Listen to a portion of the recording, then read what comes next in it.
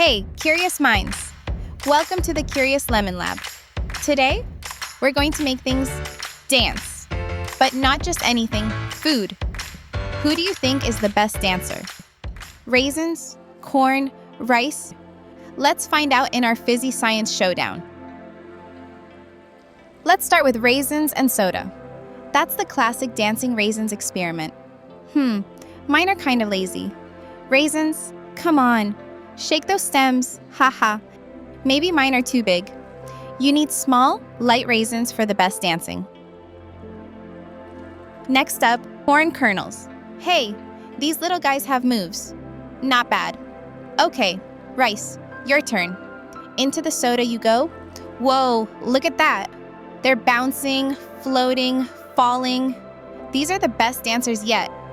I think I found my backup dancers. Carbon dioxide, or CO2. It's a gas that forms in fizzy drinks. Bubbles stick to the rice, lift it up, then pop. The rice sinks again. It's like a trampoline powered by gas.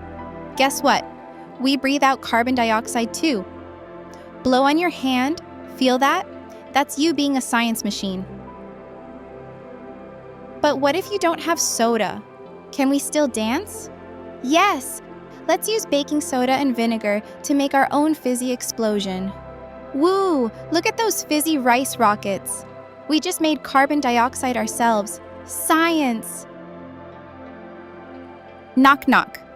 Who's there? Carbon. Carbon who? Carbon dioxide. I'm bursting with energy. Thanks for dancing with me today. Don't forget to hit like and subscribe for more fizzy fun experiments. And remember, in this lab, learning never sits still. It dances. See you next time on the Curious Lemon Lab.